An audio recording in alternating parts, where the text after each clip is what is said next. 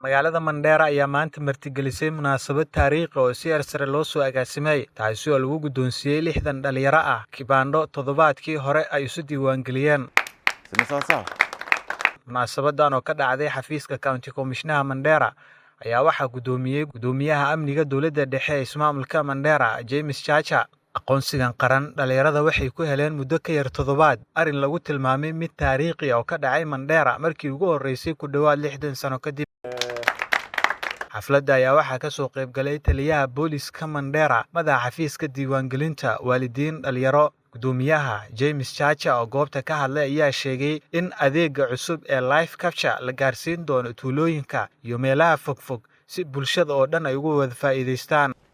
Kwa hivyo ndio maana wakati wale walichukua vitambulisho hiyo siku zimetoka immediately na zimerudi. Hao ni wale mlichukua hii chuzi? Si ndio? Hao ndio wao? Yeah. Kwa hivyo hii ni kwa sababu sasa CS amehakikisha sasa vitambulisho itakuwa inakuja, kwa sababu watu mambo ya jukwaa la usalama wali complain. Wakasema hivi pande inachelewa, inafanya nini? Wengine wakasema kwamba kuna vetting mara mbili, na akasema kwamba mambo ya vetting si president alipeana directive kwamba hakuna vetting, na vetting hakuna kwa vitambulisho. Watoto wote ambao wako na umri wa kuchukua vitambulisho watachukua vitambulisho so long as yeye ni Mkenya na anahitimu ile umri wa kufanya nini, wa kuchukua kitambulisho. Kwa hivyo wote watachukua vitambulisho bila kupitia ile process ya vetting hapa na pale, maswali mingi ya kusumbuliwa, hiyo hakuna. Na nataka niwaambie kwamba mwezi huu wa 10 ambao tumeanza wakati unaelekea kuisha, kutakuwa na mobile ID registration. Watu watazunguka katika kila sub county ili watu washike nini, vitambulisho wale hawana, na watakuwa ile live capture. Ile live capture unashikwa, ukishachaza unachukuliwa, inatumwa Nairobi mara moja. Kwa hivyo hakuna ile mambo tena ya delay, na ni vizuri sasa muambie watu kwamba mambo imenyoroka. Sina sawa. Ili watu waone kwamba kumbe hata kwa kutembea kwa waziri wa interior kulileta manufaa wapi? Manufaa Mandera County.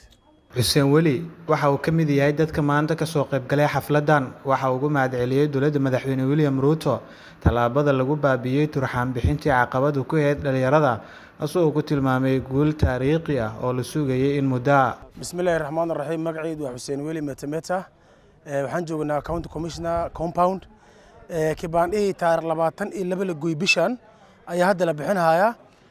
Xurriyada maalintii aan qaadanay Kenya ilaa imaanta arin aan la yaamrin waay kibaandho 8 bari ka yar ka maqan oo haddana ku imaaday. Marka waxaan leenahay dawladda warkay sheegtay waa war ay ka dhabaysay, waana ku mahadsan tahay.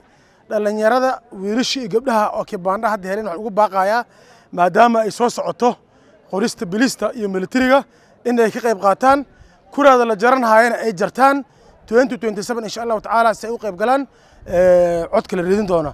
waxaan leeyahay madaxweynaha William Ruto iyo wasiirkiisa imaaday arrintood inay been ahayn ayaan ogaanay, ay sax tahay. haddana waxa DC commissioner noo sheegay bishan tobnaad dhaxdeeda in la sameyn doona mobile registration ID card oo la aari doono tuuliyaasha oo la qaadan doono LCM live capture machines oo asagana weekend as maqnaan doono.